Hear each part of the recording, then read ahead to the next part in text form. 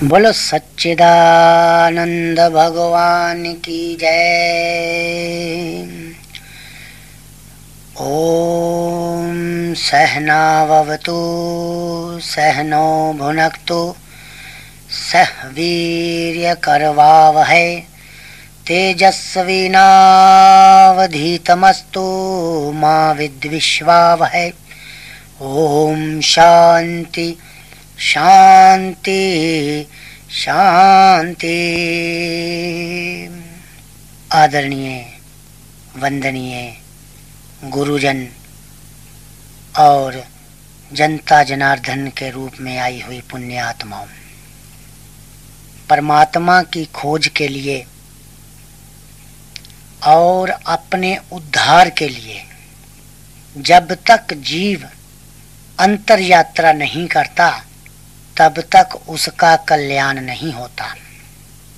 अभी तक जीव प्रत्येक व्यक्ति संसार की यात्रा कर रहा है, बाहर की यात्रा कर रहा है। ऋषि कहते हैं जब तक जीव अंतर यात्रा नहीं करेगा, अपने अंतःकरण के अंदर, अपने मन के अंदर अंतर यात्रा पर जीव नहीं जाएगा, तब तक उसका कल्याण नहीं हो सकता। अंतर यात्रा के लिए साधना एक प्रमुख कड़ी मानी जाती है। बिना साधना किए, बिना तप किए, बिना साधना किए कोई भी व्यक्ति ब्रह्म तत्व को नहीं जान सकता। ब्रह्म सर्वत्र व्यापक है, वह बाहर और भीतर सब जगह समान रूप से व्याप्त है। संतों ने, ऋषियों ने अपने भीतर ही उस ब्रह्म को सर्वत्र देखा है। जब हम अपने मन को अंतर्मुखी नहीं करेंगे, तब तक कुछ भी पल्ले पड़ने वाला नहीं है। लाख यज्ञ कर लो, दान कर लो, तीर्थ कर लो, पुस्तकें पढ़ लो, ऋषि कहते हैं कुछ नहीं होगा। कुछ नहीं होगा जब तक अंतर यात्रा करते हुए स्वयं की खोज नहीं करोगे।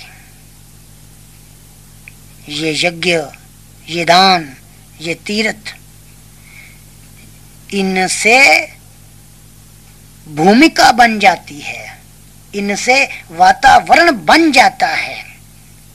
कल्याण तो जीव का अंतर यात्रा करने से होगा, साधना करने से होगा। जैसे मान लो हम दिल्ली जाने के लिए स्टेशन पर जाते हैं और गाड़ी में बैठकर दिल्ली पहुंच जाते हैं। यहां ध्यान से सोचना, हमें स्टेशन दिल्ली नहीं पहुंचाएगा, गाड़ी दिल्ली पहुंचाएगी। ऐसे ही साधना गाड़ी है जिस पर बैठकर हम अपने गंतव्य स्थान ब्रह्म तक पहुंचेंगे। अंतर यात्रा में सबसे कठिन बात है अकेले होना, क्योंकि साधना तो साधक को अकेले ही करनी पड़ेगी और अकेला होना एक बहुत बड़ी समस्या है। अकेले होना, क्योंकि संसार में कोई भी अकेला नहीं होना चाहता। अकेला होना एक बहुत बड़ा तप है। जरा सोचो, विचारो, संसार से जाते समय, शरीर को त्यागते समय कोई साथ ना होगा। उस समय हम अकेले होंगे, तो क्यों ना अभी से अकेले होने का अभ्यास किया जाए, क्योंकि बिना अभ्यास के कुछ नहीं हो सकता। जब हम अंतर यात्रा की बात करते हैं तो इसका अर्थ है स्वयं की खोज करना, क्योंकि जीव ब्रह्म का अंश है और अपने को देह मानकर जीता है। और इस भ्रांति से निकलने के लिए अपने स्वरूप को जानना होगा। और इसके लिए उत्तम साधन है ध्यान। और ध्यान का वास्तविक अर्थ है अकेले बैठना, अर्थात एकांत स्थान पर बैठना, दुनिया की भीड़ से निकलना। दुनिया की भीड़ से निकलना ये साधना की प्रथम कड़ी है। हम दुनिया की भीड़ से, घर की भीड़ से, परिवार की भीड़ से निकलकर एकांत स्थान पर बैठ गए। और जब आंखें बंद कर ध्यान साधना में बैठे, तभी मन अपने फुरने लगता है और मन की वृत्तियां अपना जाल फैलाने लगती हैं। ध्यान में बैठते ही, एकांत में बैठते ही मन पुरानी बातों को रिपीट करने लगता है और जन्मों जन्मांतरों के संस्कार विचार बनकर बार बार चित्त में घूमने लगते हैं। तब व्यक्ति परेशान हो जाता है, बेचैन होने लगता है और फिर इन बेचैनियों से बचने के लिए व्यक्ति बाहरी जगत से जुड़ने लगता है। वास्तव में अकेला बैठना एक बहुत बड़ी समस्या है। देखिए, मन ध्यान में मर जाता है, इसीलिए मन मरने से बचने के लिए ध्यान करते समय उत्पात मचाता है, खलबली मचाता है। ऋषि कहते हैं घबराना मत, डरना मत, हारना मत, डटे रहना, पुरुषार्थ करते रहना। बार पुरुषार्थ करने से तुम्हें उपलब्धि होगी। अकेला बैठना, अकेला होना बहुत बड़ी समस्या है। जो व्यक्ति अपने आप के साथ अकेला बैठ सकता है, वह संत है, वह योगी है, वह साधु है। असल में अकेला बैठना, अकेला होना एक योग है, एक उत्तम ध्यान है।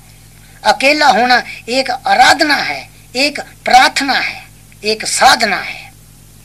जब से जीव संसार में आता है, वह एक क्षण भी अकेला नहीं होता, बाहर की दुनिया से जुड़ता रहता है। जरा बाहर से हटकर अंदर को गए तो सपनों के संसार से जुड़ जाता है, और सपने भी ना हो तो अकेला बैठा हुआ मानसिक विचारों के साथ ही घूमता रहता है। अकेला होना एक बहुत बड़ी प्रार्थना है, बहुत बड़ा तप है। साधारण व्यक्ति जुड़ रहा है विषयों के साथ, भोगों के साथ, पदार्थों के साथ। ऋषि कहते हैं अंतर यात्रा पर निकलने से पहले तुम्हें इनका साथ छोड़ना होगा, अकेला होना होगा, तभी तुम अपने अंतःकरण में प्रवेश कर पाओगे। महाराज कहते हैं संभलना, कहीं संसार से, पदार्थों से, विषयों से, भोगों से और मतांतरों से जुड़ न जाना, नहीं तो तुम्हारी अंतर यात्रा रुक जाएगी। जुड़ना किसी और के साथ नहीं, अपने आप के साथ, अपने स्वरूप के साथ, अपनी चेतना के साथ, अपने आपा के साथ। और इनके साथ जुड़ने के लिए ऋषि कहते हैं तुम्हें अकेला होना पड़ेगा, भीड़ से निकलना पड़ेगा। और भीड़ भी दो प्रकार की है, एक बाहर की भीड़, एक अंदर की भीड़।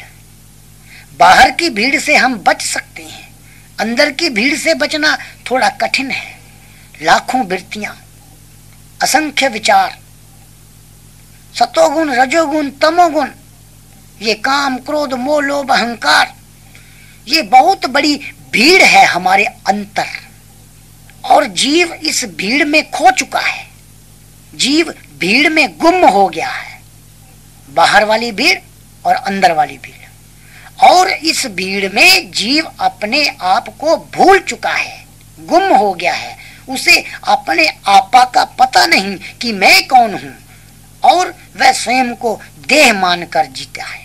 ऋषि कहते हैं भीड़ में से निकलते ही जीव अकेला होगा, और अकेला होना एक बहुत बड़ा तप है। और तैत्तरीय उपनिषद कहता है कि तप ही ब्रह्म है, और ब्रह्म तक पहुंचने के लिए अर्थात स्वयं ही ब्रह्म स्वरूप होने के लिए हमें अंतर यात्रा करनी पड़ेगी, भीड़ से निकलना होगा, अकेला होना होगा।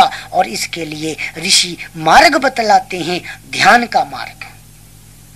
बाहर की भीड़ से निकलकर एकांत स्थान पर बैठना, फिर ध्यान साधना आरंभ करना, फिर अंदर की भीड़ से निकलना, बाहर भी अकेला अंदर भी अकेला। और जब इंद्रियों सहित, ऋषि कहते हैं जब इंद्रियों सहित मन शांत हो जाता है तब ध्यान की उत्तम अवस्था आरंभ होती है।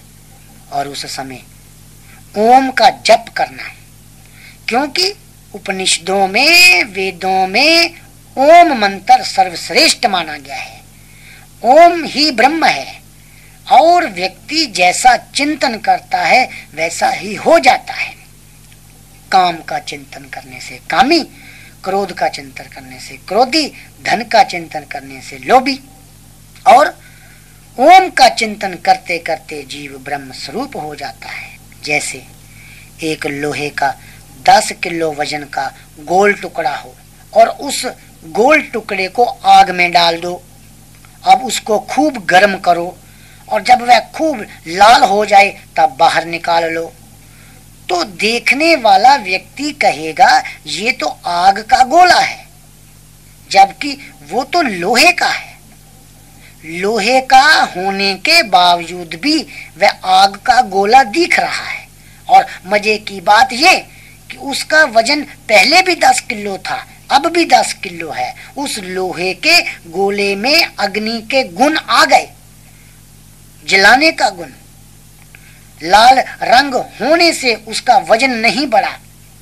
लोहे का टुकड़ा स्वयं तो ज्यों का त्यों ही है, ना उसका आकार बदला ना वजन बदला। अब ऐसे ही ऋषि कहते हैं, ऐसे ही जब जीव संसार की भीड़ से निकलकर, मन की भीड़ से निकलकर ओम का चिंतन करता हुआ ब्रह्म का संग करता है, तो उसमें ब्रह्म के गुण आ जाते हैं। शरीर वही रहता है, संसार वही रहता है, सारा कुछ वैसे का वैसा ही रहता है। सिर्फ जीने का ढंग बदल जाता है, विचार बदल जाते हैं, सोच बदल जाती है। मन के एक ओर परमात्मा है, दूसरी ओर संसार है। जो व्यक्ति मन को संसार की ओर लिए जा रहे हैं, ऋषि कहते हैं वह घने अंधकार में गिरेंगे। घना अंधकार अर्थात जहां पर बुद्धि का प्रकाश ना हो वह घना अंधकार है। और जीव घने अंधकार में निम्न योनियों में किस प्रकार जाता है, बड़ी ही सुंदर कथा जिसको आधार बनाकर आज के सत्संग का आनंद लेंगे।